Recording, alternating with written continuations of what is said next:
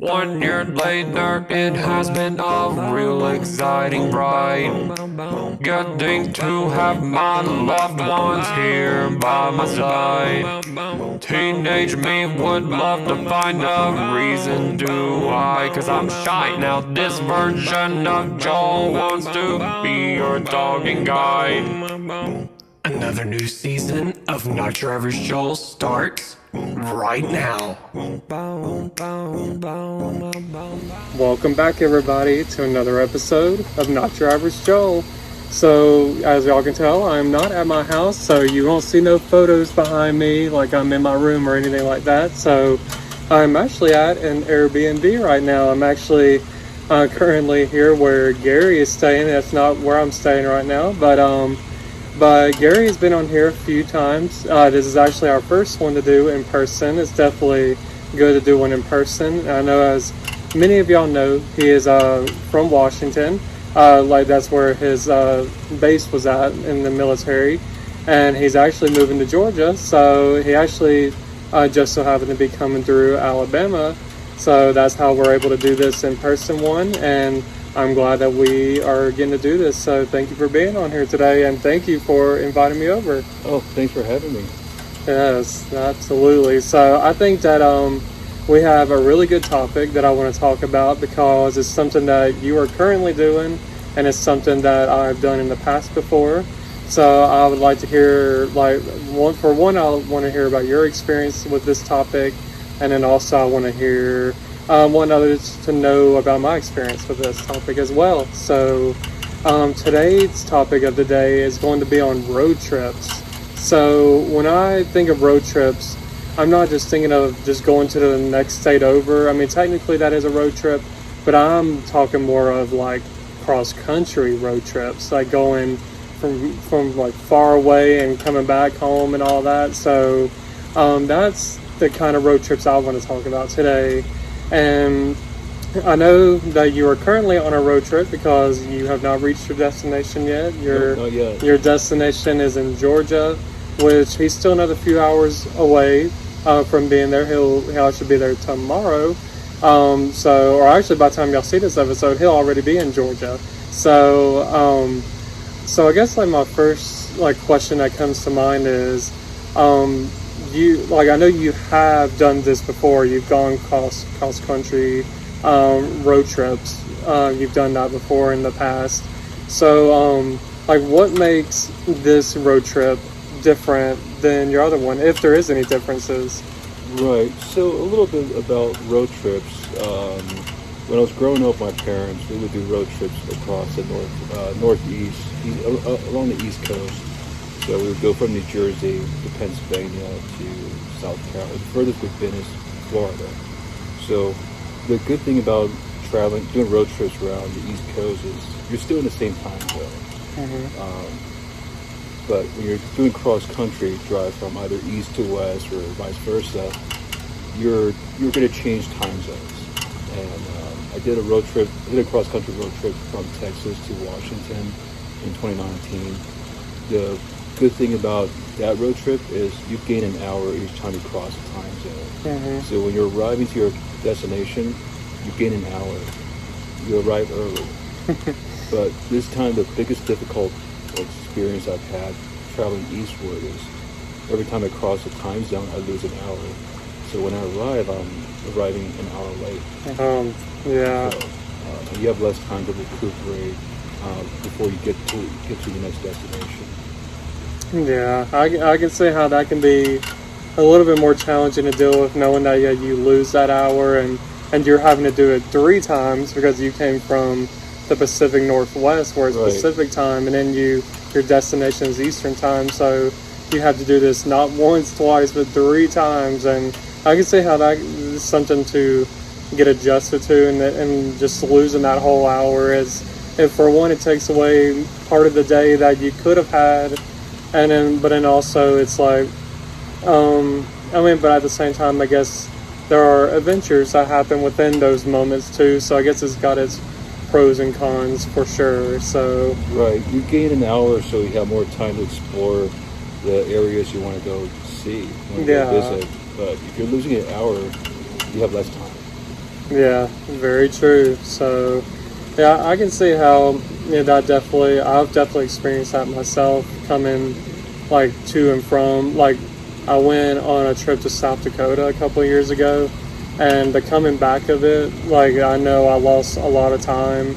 Like, we Right. went from like Colorado, and I was telling you about this yesterday before the viewers that don't know. I was coming from like Denver, Colorado area, and we were staying in Oklahoma because at the time when we were traveling, like Kansas was like super weird with like their travel advisory and quarantine rules and all that.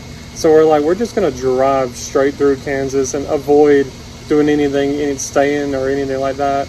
We stopped to eat dinner and that was about it. But one thing I forgot about was that Oklahoma was in Central Time Zone, so I was thinking that they were on Mountain Time Zone. So we did not arrive at our hotel until like 1:30, going on 2 in the morning.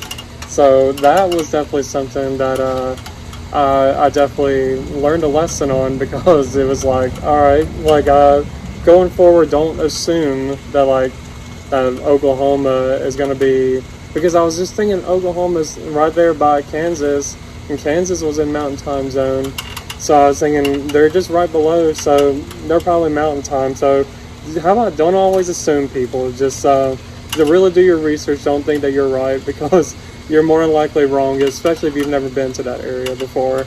Right. And also, if you want to enjoy road trips, the key point is just be flexible. Control what you can control, and if there's something that deviates from your original plan, roll with it. If there's a massive traffic jam right now, we all have Android or iPhone. That'll with GPS map that will take us to alternate routes. Take it. You might stumble upon something that strikes your eye, and then you end up exploring something else. Yeah. So we're just being blessed with internet, with technology. We could see the world a lot faster. We could learn about the world faster, and it's all in the palm of your hand. Yeah, and that's one good thing about kind of living in these days where technology is just, yeah, you can just find everything in the palm of your hand. And also, like, as far as even getting from places, like, it's so much easier just to get from point A to point B. Yeah, I just like the idea of like being flexible. I think that's some really good advice to give to people because too often I feel like many people have like such a set schedule that like they don't leave time to relax, to where once they get home from their vacation or road trip, then they feel like they need a vacation from their vacation because it's like absolutely. they had no time to stop. Yes, it's be flexible and have a plan.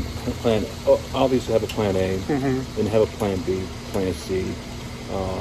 But at the same time, have that plan in order, and just have the alternative options in case that plan A doesn't work.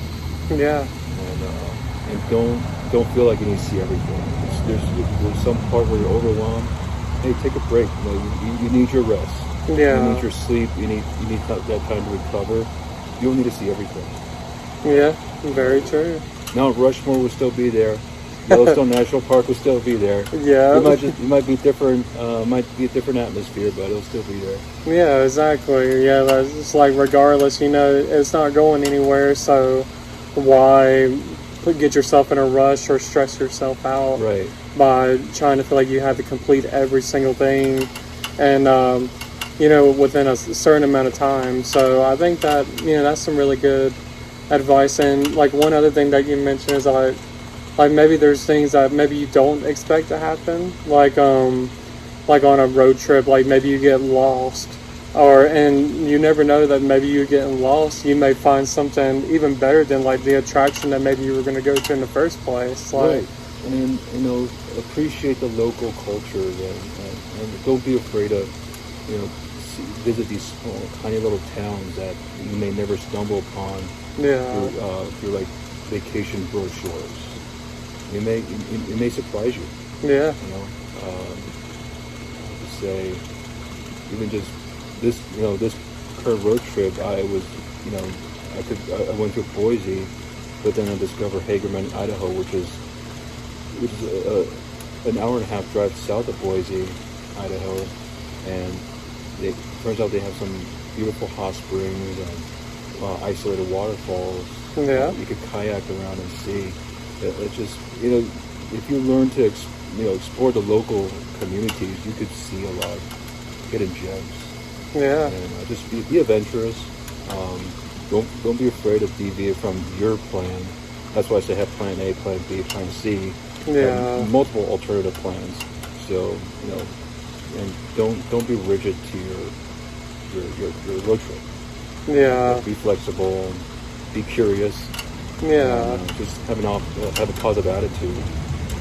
Yeah, I think that's some really good advice to give, because I know, like so many people feel like they only just have one plan and they just kind of feel like it's set in stone, and if anything deviates or goes even slightly different, then they feel like their whole trip just got ruined. And it's like, it doesn't have to be that way. Like if you have a more of an optimistic attitude, you can realize that there are many different ways that a road trip can be successful. And I think the way that a trip can get ruined is by the bad attitude of feeling like, right, yes. Like the pessimistic, like, all right, like this trip is ruined and we're not even like at our destination yet. Right, and if you know, the country has so many different highways.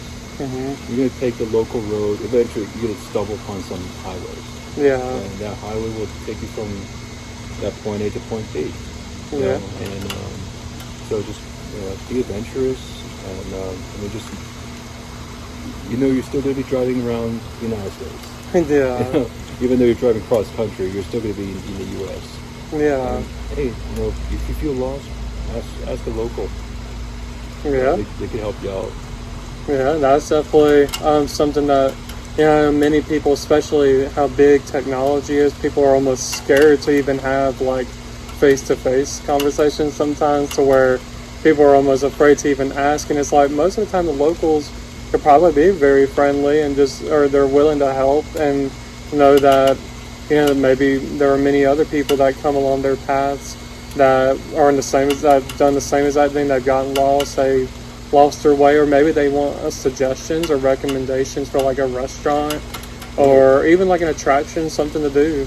Yeah, absolutely. You just never know who you'll run into, and you may run into the right person that can bring you that can make your trip even better by just suggesting something that you maybe never even thought of doing. Right, and when you kind of deviate from your plan and do something unorthodox, your road trip will give you a better experience, because now it's not just a cookie cutter plan that you wrote up. Yeah. It's something that just happens spontaneously, and that was like catches you off guard. Yeah. That will actually put a bigger impact in your experience and your memories, because you said, "Oh wow, I did not expect that to happen," and we had a great time by doing it. And first we were kind of nervous, but it turned out to be a great experience. Yeah.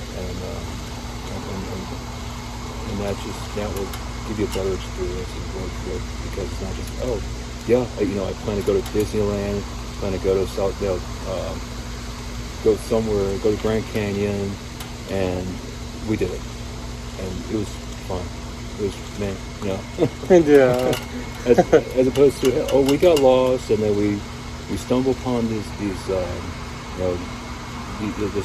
trucker restaurant. We had we were so surprised that they had this trucker restaurant, and we checked it out, and the food tastes great. It was very hearty, and then we kept going, and we stumbled upon we booked a last minute booking at Airbnb, and found a place like here, like a paradise. Yeah. And so it's like I said, like be adventurous, be prepared for surprises, because some of the surprise could be a teaching point.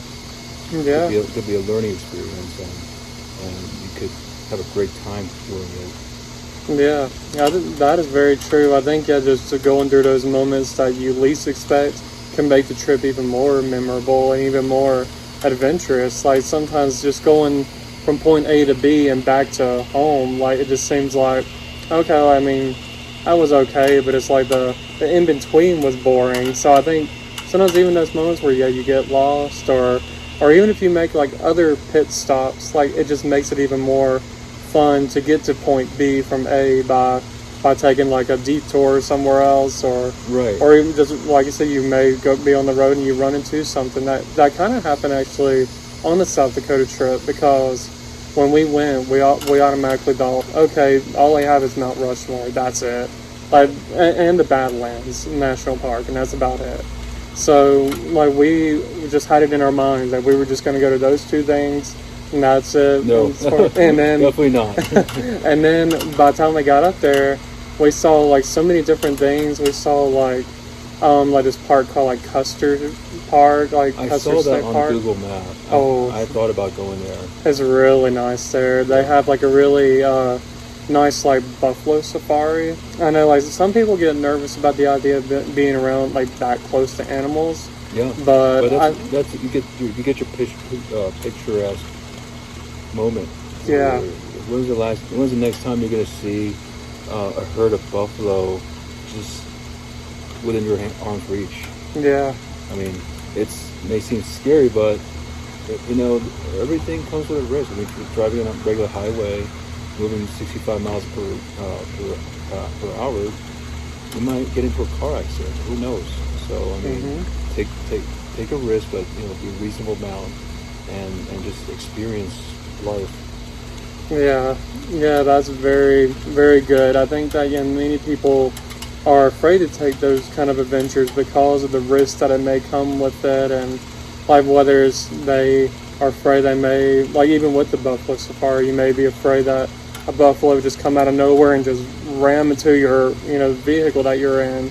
But it's like, I mean, it's like anything can happen. Like you said, you could be I could drive home tonight and something could happen, and hopefully not, but you just never know that, like, yeah, fingers crossed that I'll be safe and sound going home, but you just never know. Anything can happen. Even in my own home, somebody can barge in, like, just anything can happen. So it's like, just be willing to take that risk, and usually the risk is worth it. Like, it makes you appreciate what you went through and like the adventures that you had and the memories.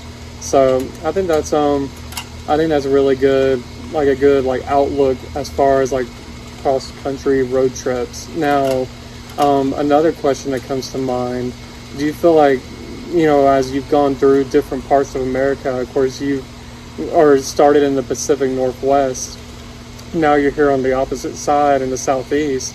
Do you feel like you've learned like a lot about this country, and like even like the nature or even the people and the culture of this country? Every time. Yeah. Every time through a road trip, you learn a great deal about this country, and it's always different. Yeah.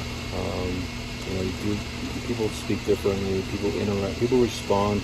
People interact with each other differently in just regions, and difference in regions, and even state-wise. Yeah. And obviously food, right? Food is definitely different from Pacific Northwest compared to what we have here in Alabama. Mm-hmm. And the smell, like it's just it stimulates all your five senses. Even I would say six senses. Yeah. Maybe five. But it's very stimulating. It's very rewarding doing cross country road trips. Yeah. As opposed to flying from Washington, Seattle to Augusta or Savannah, Georgia, and say, "Oh, I got to my final destination," without seeing the rest of the country. I prefer road trip. You have control over where you want to go. You have control of your creature comfort. If you want to be on economy, you can always find campsites to park. At every stop and camp out, or if you like to go on a splurge, you could find stays in hotels and along the way. So you have various options. Yeah. If you have certain preference in diet or dietary limitations, you could just go on your Google Map and find places where you can eat, where you don't want to eat. Yeah. So it's just, I mean, we're just blessed to have has 50 different states with different cultures and different communities. Every community is unique, and by doing road trip, you get to learn a lot of different areas along the way. Yeah, that's what I almost think of, like when like you were bringing up about the 50 states. I was thinking about it's almost like meeting 50 different people, like with 50 different personality traits, and like they like even I know me and Gary were talking about this yesterday, but I was telling him how like even here in the South, like I feel like I can tell different accents. Like I can tell like a different like Louisiana accent I can tell is different than an Alabama accent, or like I feel like there's like things like that, like the way people talk, like he mentioned, is one big thing that like you can almost learn, like, wait, how do you say this word? And it's like, okay, that's interesting. Like even though we all speak the same like English language, but it's like, right, but we say it differently, the way we talk. Like I know like with Southerners, I feel like we talk a little bit slower, and like I feel like that's one big thing that like I feel like the South is known for. We talk a little bit slower, but and then just even our accents are a little bit more noticeable than like someone that may be from like the West Coast. I almost consider them like normal accent. I don't even know what a normal accent is. A normal there isn't, because everyone speaks differently. Yeah. But at the same time, we convey our message across, no problem. Yeah. And yeah, like you said, in the South versus Northeast or Northwest, we accentuate the vowels differently. Mm-hmm. Like, for example, let's say the word water. When growing up in New Jersey, we would say water. Yeah. Water. It's almost like a short, the short, shortened R and shortened A.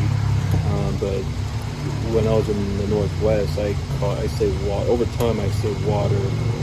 I think maybe in the South too, right? We say water. Yeah. From my experience, living in the countryside, people tend to extend the vowels. So instead of saying water in New Jersey, New York, we would say water.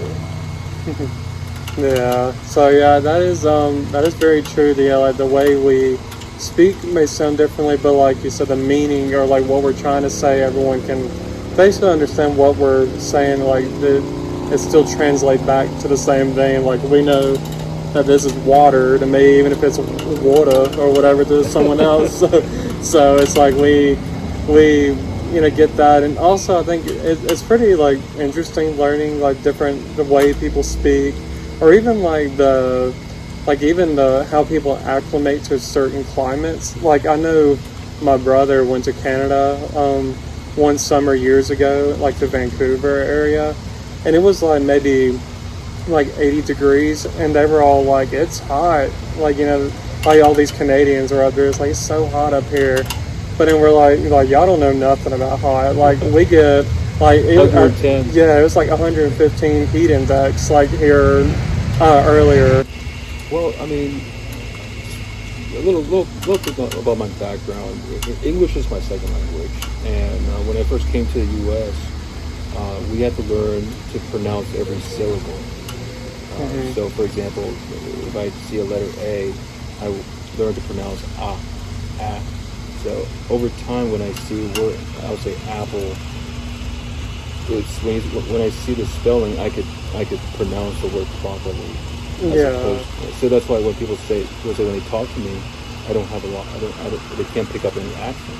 Because, I went to that class on top of my English as second language to learn how to pronounce each syllable. For me, traveling around the country, I start picking up the people from different regions speak. They accentuate the words, the syllables differently.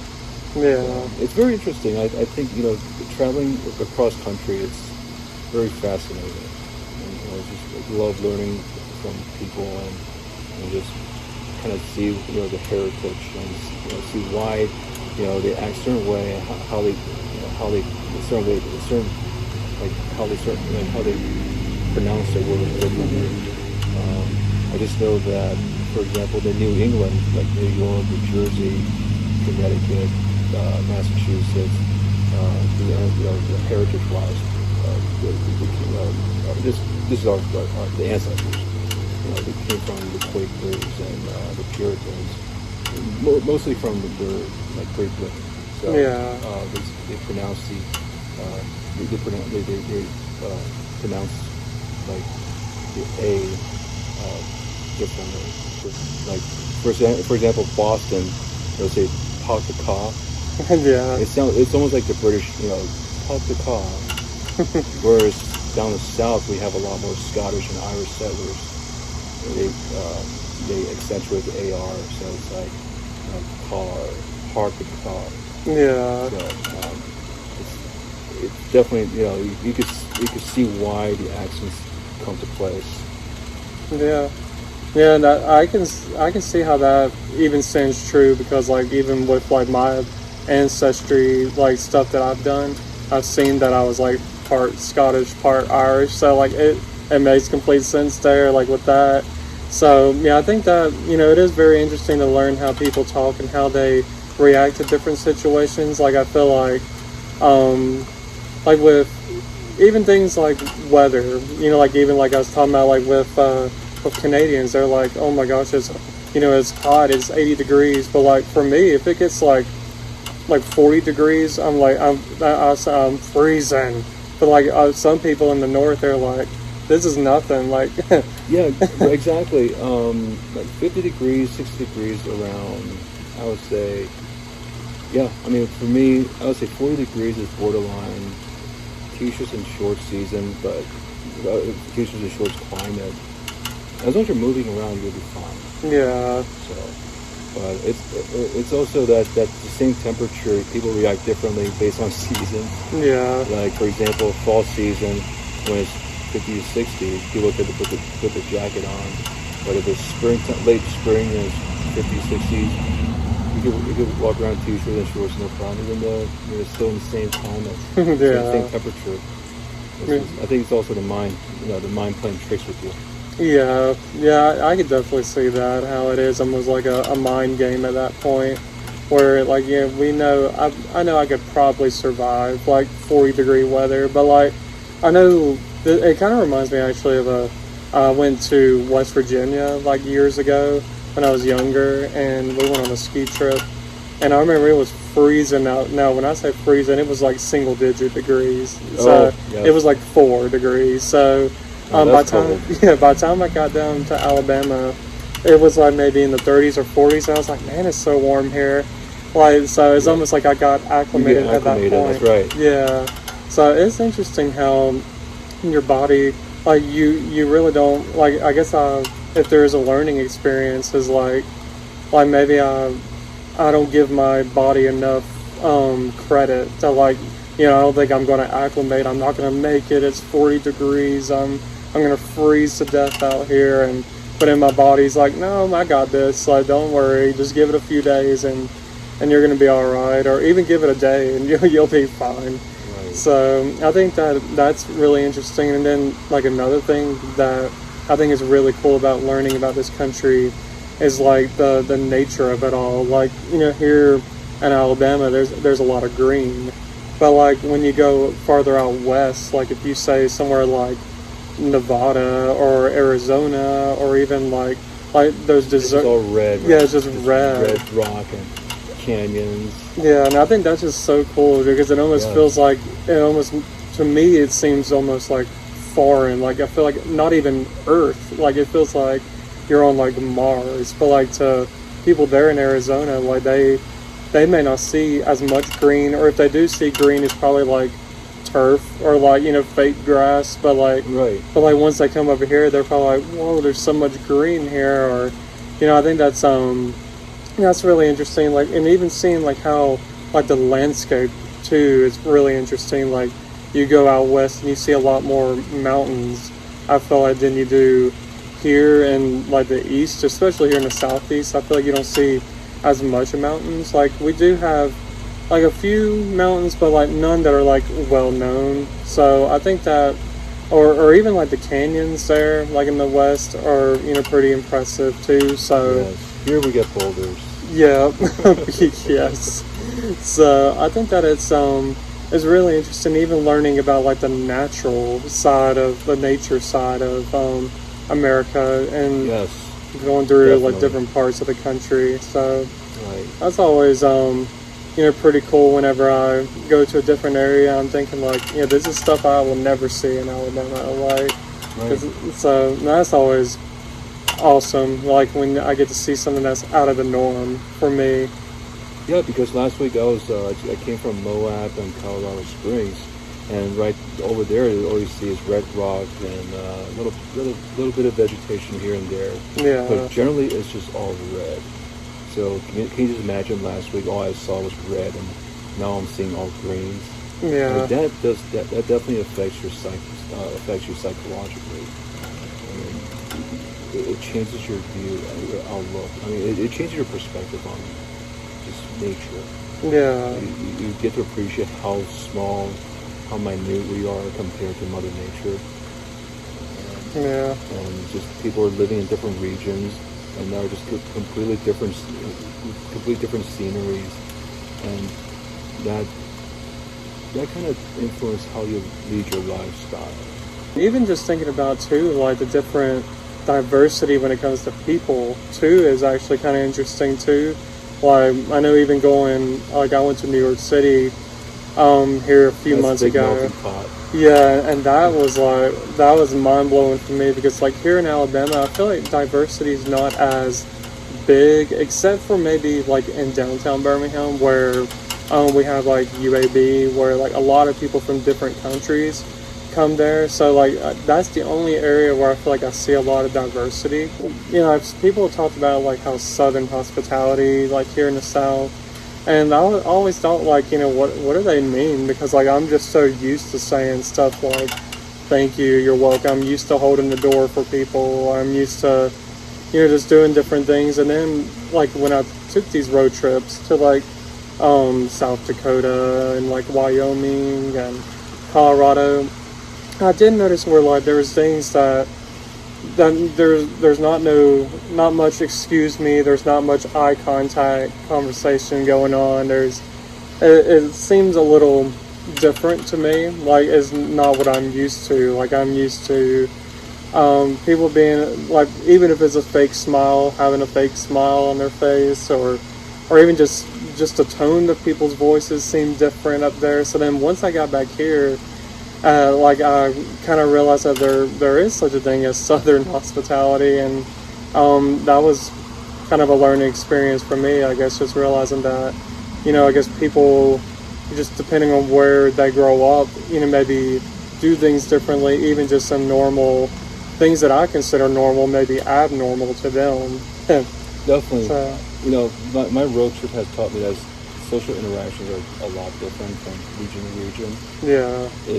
For example, it's quite normal for in the Northeast or even Pacific Northwest to just say you goodbye and you shake your hand or you hug if it's your close friend. Yeah. You just hit the road. You just get on your car and you hit the road and move. Here in the South, I noticed there's a lot. You make that social cue to leave.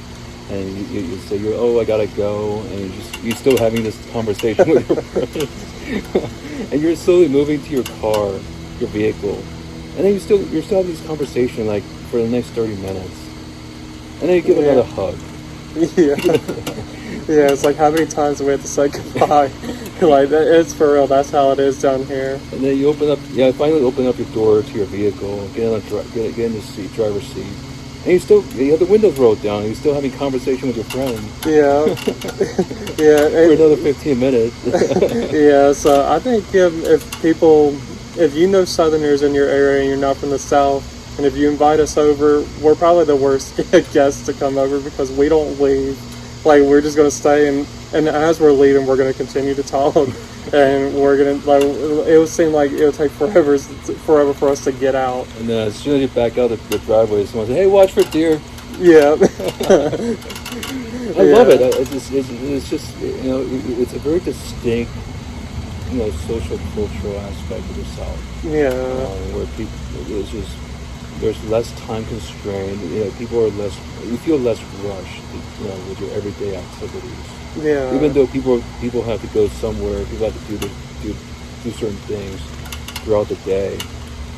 The pace of life is feels a lot slower.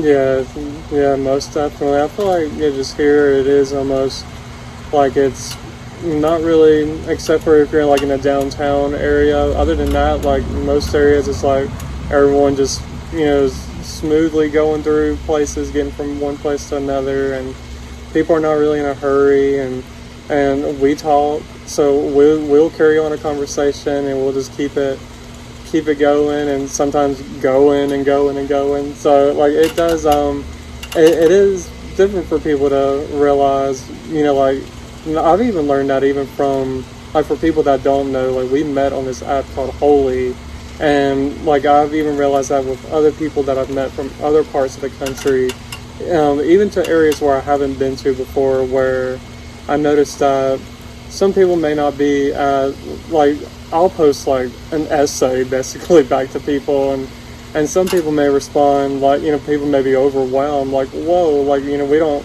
like we don't have these kind of like long conversations, and like we're just we stick to the basics, to the just how's your day, it's going good and maybe kind of keep it a little bit more short but still keeping the conversation going. So I've even learned that about other people, that like just the way people communicate is so different, and so I just feel like there's a lot of learning experiences that come out of traveling cross country, and like we said, you learn about like the nature of it all, you learn about the people, culture, the local food. So yeah, I think that's and even like activities that you may never get to do here in Alabama, but like you can do elsewhere. Like I know you said you went to Moab, I did. and you got to do a pretty cool experience there that like I'm sure you could not do here. You can, but the scenery will not be the same. Yeah. So when I was at Moab, I did I took a dune buggy tour at this trail called Hell's Revenge, which is if you go YouTube Hell's Revenge, it's a really well known trail that off-roaders go. Mhm. It's just there's this huge slick rock that you're climbing on a 45-degree incline with your off-road vehicle, and it's going up and down. It's like going on an actual roller coaster, but you're climbing on this millions of years old slick rock. Yeah. It's just looking at the sceneries, looking over the city of Moab. It's just it's beautiful. It's spectacular. It's just very mind blowing. Yeah. Yeah, that's pretty cool. Like I think, yeah, like so you could probably do something like that here, but it just wouldn't feel the same. It's like you don't get that scenery, and you don't get that. Like it doesn't seem like to me as much of an adventure to go do it over here, like in someone's backyard, or doing it at some like land that's like no one really lives at, and just doing it that way. I feel like it's just so much different when you're going across like really nice scenery and all that. So I think that's pretty cool. I think it's something that I've never done, but seeing like the photos that I've seen you post, I think it would be something pretty cool to do Right. in the future. In the south here, even in Southwest, you have a lot of off-road parks.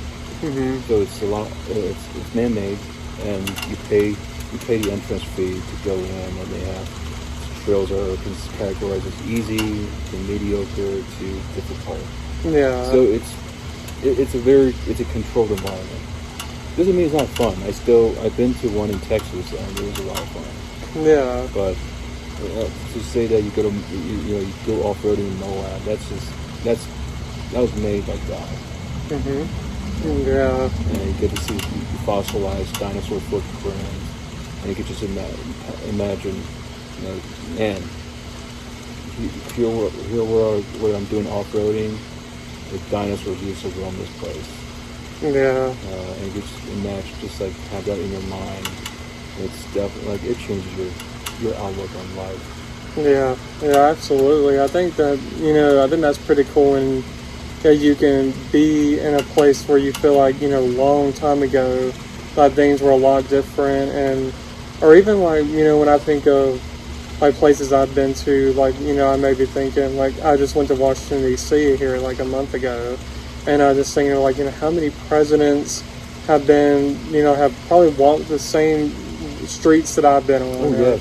Or or even Philadelphia, like, I've walked those streets. Like, how many like historical figures have been through this area? Like, I'm probably walking in the same steps and not even realizing it. And like you said, with you, like, you're driving through areas that like the dinosaurs once were. Like, who could say that? Like, that's pretty awesome. That, like, maybe not many people can say they know for a fact that they've like been in an area where like dinosaurs were at, or Right. like that historical like side of things is pretty cool too. And that's another thing. On my after driving through Moab and Colorado Springs, I had to cross the state of Kansas to get to Missouri. And Kansas, all I saw was just farmland after farmland for 6 hours Yeah, of my drive. As boring as it felt, you feel appreciative of living in this country. Like, it's just, you see how much food being produced just in the state of Kansas. yeah. I mean, that's a heck of a lot of food. Yeah, I think that's really good to have that perspective on things. Like, even going through places like Kansas, where maybe not many people would think to go through. Like, I know when I went through Kansas a couple of years ago, it was dark, so I didn't really get to see as much of the land. Just kind of, it was just one straight road, and it was just dark, and like I would say windmills or whatever those are that like they're spinning. I don't know if they're like solar. Wind powered. Yeah, that's what it is. Turbine? Yeah. So because I don't see any of those here, so like I'm seeing those there was pretty cool. So like even going through a state like Kansas, as boring as it was to me, there's still things that you can appreciate. Like, or even think like, oh, that's pretty cool to see. So I feel like each state has many people think of like Florida, California, and New York being like, oh, those are the fun states, and like they don't give enough credit to the other states. So yeah, I feel like that's one cool thing, is that you can go through these states and realize that each state has something to offer, and there's always there's got to be something that you can appreciate about each state, because at the end of the day, we're all like a puzzle piece that makes this country what it is. Yes, I mean we're similar because we're different. Yeah. Every state has different niche. At the same time, it's still United States. Yeah. Even though you feel like you're traveling to a different world, oh, okay, that's Washington State, Oregon. It's a lot of national parks, state parks, a lot of evergreen, and, a lot of coffee shops. Yeah. And then you go to Idaho, go to Utah. You start seeing more canyons and waterfalls and more national parks, but it's just a lot more canyons. Mm-hmm. Once you get to Kansas, you see just a bunch of cornfield, and that's another thing.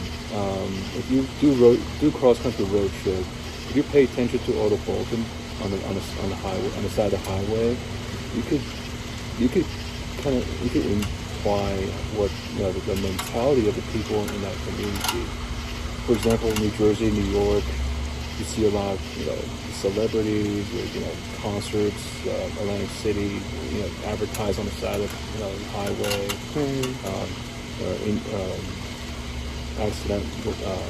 accidental injury lawyers, and but go elsewhere, down south, you get a lot more open boards on barbecues. And, Yeah. barbecues and advertisement to these big churches. Yeah, so yeah, that is very true. That like, if you even just like different things like that, like I said, with places like New York that may have a little bit more of a different, I guess, what they promote up there, or even like what they just see like It's around. really busy. Yeah, Almost every 10 feet, 20 feet, you see a bulletin board yeah. promoting something.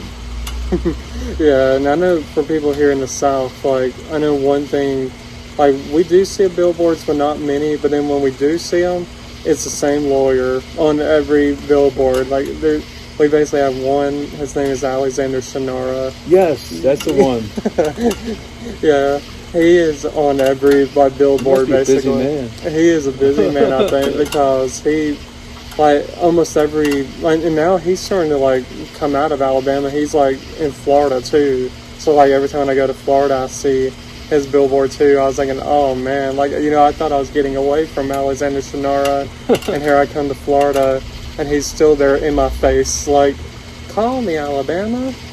That's usually his like slogan there at the end. Oh, that's funny. So he so yeah, that is funny when you think about like how even the billboards are different, like what we promote. Like you said, like with here in the South, like being in the Bible Belt, like church is like one big thing I that see a lot of biblical verses. I see a lot of religious messages. Even from once you pass Colorado, state of Colorado, get to Kansas, a lot of billboards promote would have Christian messages, with biblical verses, just promoting promoting faith. And that's one thing I learned when I got to Kansas. Okay, I always heard about the Bible Belt. I hear about like the Midwest being more religious. It tends to be a little bit more religious compared to average American. And when you get to Kansas, you could tell why. yeah So it's either that or gun shows and gun stores on the billboards. yeah very, very true. So yeah, I think that that is really just interesting, even learning about each area just based off what you see off the billboard, or even like the kind of businesses that they promote or even run. I think it's pretty interesting for sure. So a couple more questions that I was thinking of.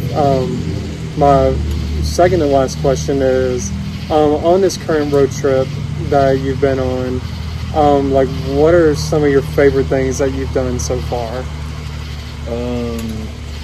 I wouldn't say they're my favorite, but they all have their values.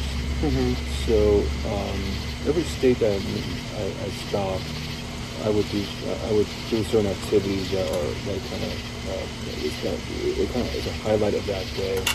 So when I went to Idaho, I stopped by Boise to join my friends for dinner.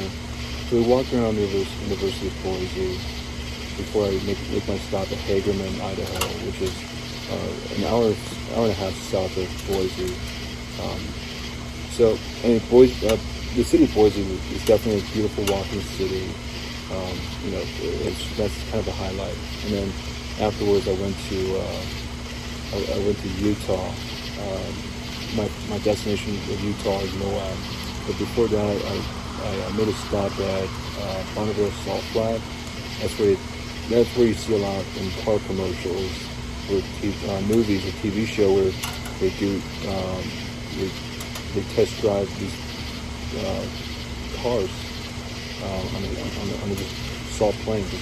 It just fields and fields of salt. Yeah. It's gorgeous. It's just driving on the salt flat.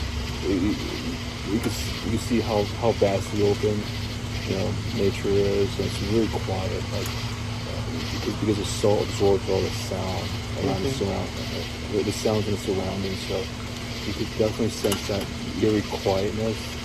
And that's an experience that you can't replicate elsewhere. So I mean, it's definitely a memorable experience. Before I made it to Moab, I've been to Moab twice, so definitely love every part of my stay in Moab. I would go back again. Yeah. So I mean, you can't say I have a favorite, because without one of the experience I've had throughout this road trip, you can't I can't have it any other way. Yeah. So I mean, you gotta have none. Yeah, that's a good answer. I think each area that you've been to offered something different, and some places may have offered more than others, just based off maybe an attraction that they may have there that another area doesn't. But then at the same time, like you said, in Idaho, you got to like see friends that maybe in Moab, maybe there maybe wasn't anybody there to see. So like each area like offers something different. So I think that's really a good answer when you think about it. That like it's hard to say like an ultimate favorite thing, just because each thing is apples and oranges. Yeah, you gotta have them both. Yeah. I think that's really good. I think like even like as far as like any of the road trips that I've been on, like I feel like I've been on like done many like cool activities that like I couldn't do here in Alabama. Like for one, like the Buffalo Safari in South Dakota, I think was pretty cool. But then at the same time, like other areas like I went through Colorado on that road trip too, and like I have family there. So like I didn't have family in South Dakota, but like I have family in Colorado. So like and getting to experience be catch up with family and stuff like that. And they have even the Denver Broncos, which my brother is a fan of. So like got to tour their stadium. Was pretty cool. And even going through like Route 66, like through Oklahoma, like in Tulsa, we ate like out of this restaurant that was like on Route 66, and like it was like a diner kind of place. And I just thought that was kind of cool, just to kind of stop in an area like that. That like you can't get that kind of experience like anywhere else. Like definitely not here. As Route 66 doesn't come through Alabama. So I think that's really cool that like each area offers something different. And even like places like Tennessee, like I went through Memphis and went to like Elvis Presley's house, like where he last lived at in Graceland.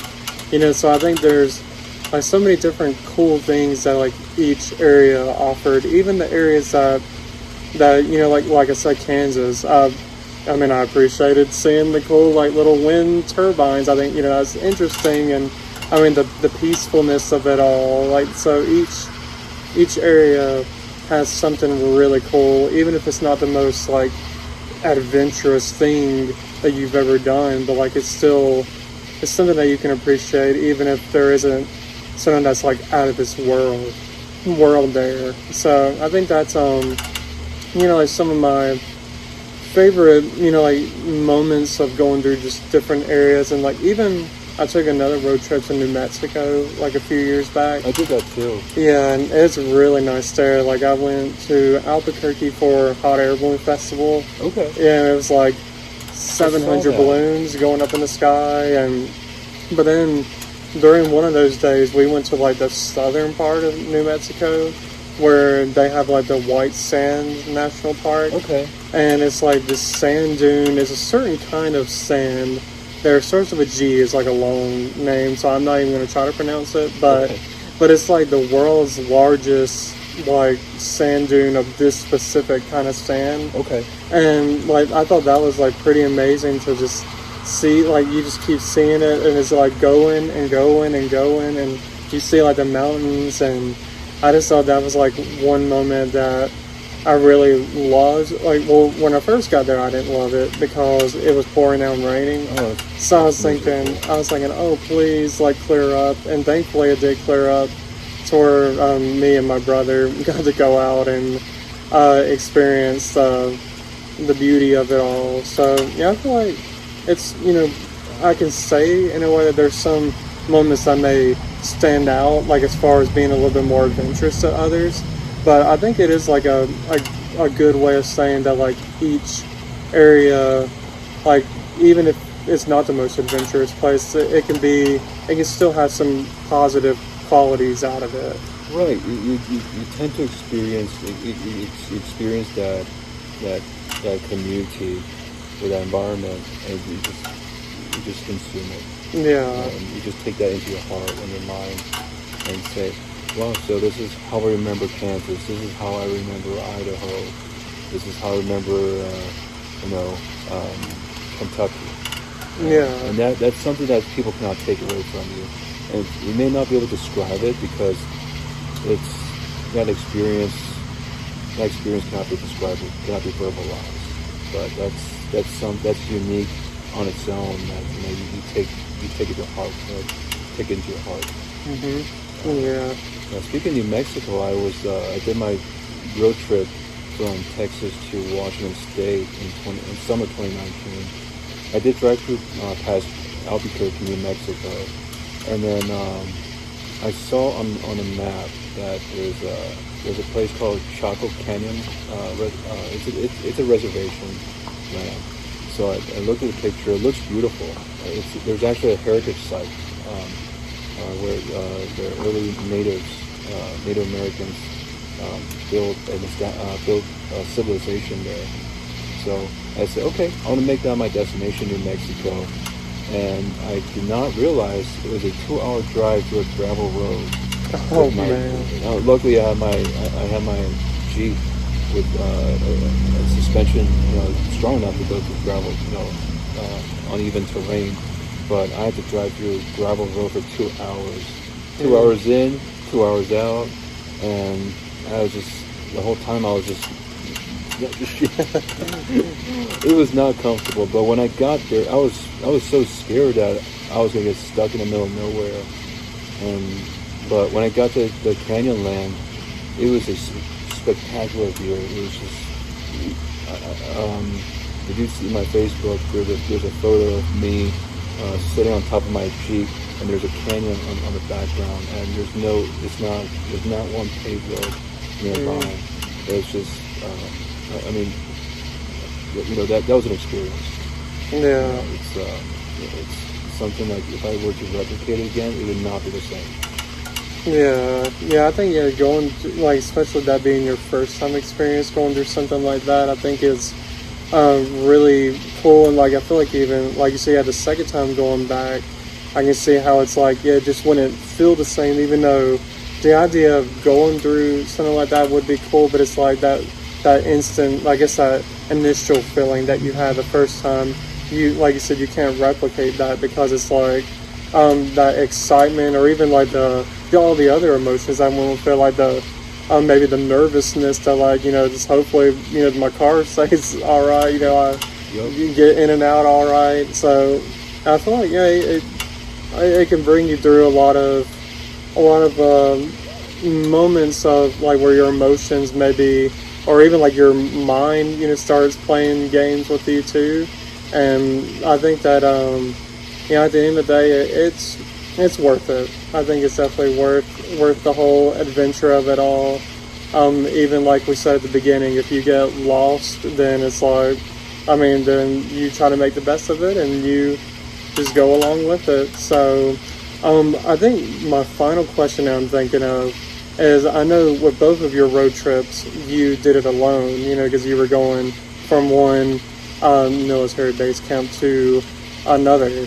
So I guess my question is, because I've never done this before, every road trip I've done with family or with somebody, at least one other person. But do you recommend for people to go cross country by themselves? Do you see some maybe positive things about it? Yeah, my recommendation is, yes, do it. If you have that interest in doing a road trip by yourself and you're a little bit intimidated by it, go ahead and do it. Because in my first road trip in 2019, I was scared to do it. But I said, well, I need to have this experience. So I just made that last minute decision, hit the road, running, and that was the best experience of my life. Because you're not going to get this for another 3 or 4 years. But that's because we move every 3 or 4 years. And when you do it by yourself,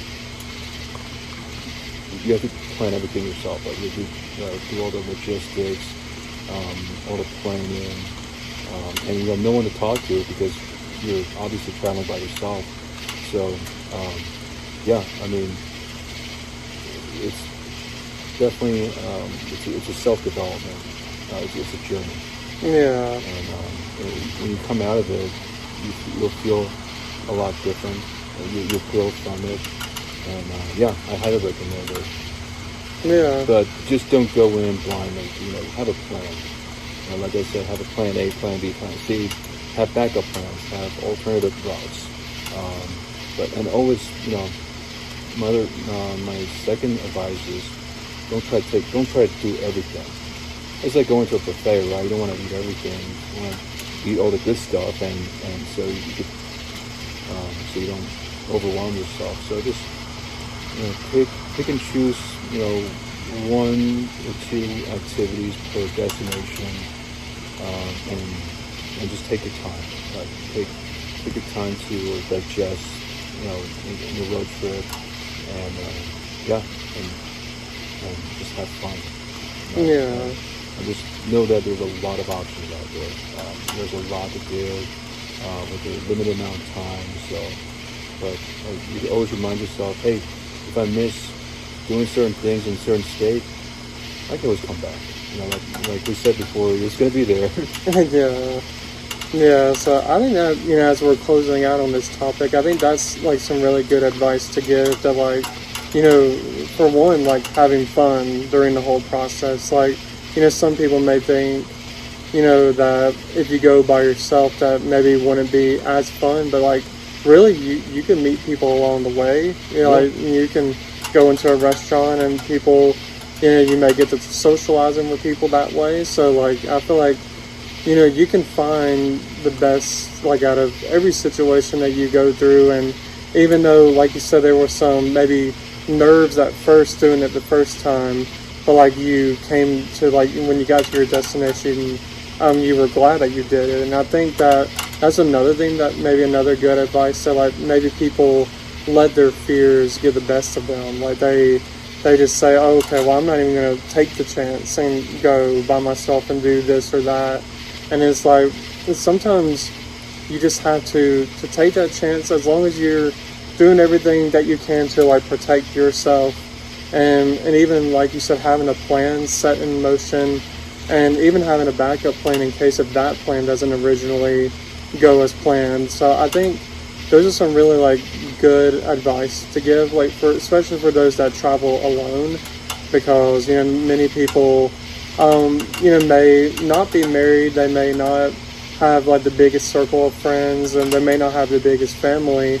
So they may think that like, oh, well, I'll never go on a cross-country road trip. But it's like, it goes to show... That's the best time to do it. Yeah, exactly. Yeah, it's like while you're single, and while you, and even if you just want to just get away from it all, like for a little bit, I think that's like the best time to, take that time for yourself, to get away and to explore this beautiful, country that we live in, and see all the different areas and the different people and just different cultures, and like we said, trying the different food.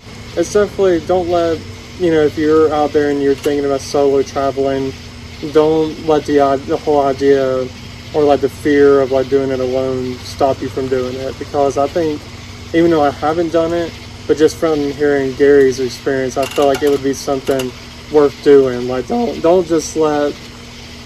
let nothing stop you from like wanting to travel the world. If that's something that you want to do, just go for it. Right, and just be safe. Like how our parents used to teach, raise us. Just don't, if it gets dark, don't go out. Nothing good happens after midnight. Very true. So travel during the day when it's light out, so you can see better. And when it's not, when it's time, when the sun falls, just find the nearest place, nearest lodge, motel, hotel. Get dinner and go to sleep. Yeah. Get your rest. You need your rest. Before you hit the road again and drive another 7 to 8 hours. Yeah. Don't feel like you need to travel long distance and not stop. That's fatigue driving is bad. Don't drive fatigue. And like I said, have a plan. Get plenty of rest. And and just have fun and just be safe. Yeah.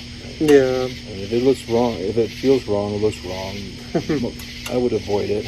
Yeah, I think that's even good to say, because some people may be thinking that adventure, you may do things out of stuff that you normally do. But sometimes those things that are out of your normal activities maybe like a stupid decision.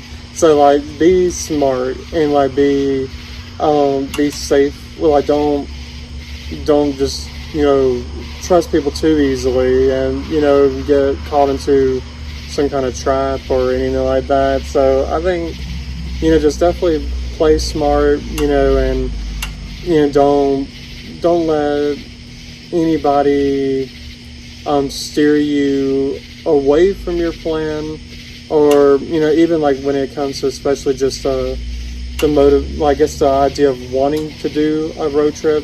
Like don't let other people stop you from wanting to do it. So I think just listen to your heart and follow your gut instinct, and just don't let nobody stop you from doing the road trips, because I can say, even though I haven't done one alone, but I say that definitely these cross-country road trips have been some of the best experiences of my life, and I highly advise it for sure. Right. I mean, cross-country road trip may seem intimidating at first, but once you do one, you want to do another one. Yeah. It's definitely a life-changing experience for the best. You get to learn a lot about the United States. Yeah. And it's do it and have fun doing so. Yeah. Yeah, and I think that's a really good way to end on this topic, and for people just to realize that at the end of the day, it's all for the fun of it and just getting to explore this beautiful country. So, anyways, everybody, I think that's going to end this topic for today. I want to definitely thank Gary again for letting me come over here to the Airbnb and get to see this beautiful backyard here. I know y'all can't see because it's a little bit darker now, but there's like a swimming pool over here, and there's like a little fire pit and chairs over there, and there's a hot tub even behind this camera. So I think that this is a really nice Airbnb. So anyways, everybody, I hope that y'all have a great rest of your day or night, depending on when you're watching this. And I will see y'all on the next episode of Not Your Average Joe. I'll talk to y'all later. Take care. See ya. Thank you, everybody, for listening to another episode of Not Your Average Joe. You should know the drill by now, but just in case if you don't, my podcast is available not only on YouTube, but also on most podcast streaming platforms, my Instagram page at Not Your Average Joel Podcast, and I'll also have a website that you can visit at NotYourAverageJoelPodcast.com. My episodes will be coming out every Wednesdays going forward, so be sure to come back next Wednesday for a new episode. Thank you once again for your support, and I will talk to y'all in the next episode of Not Your Average Joel. Goodbye.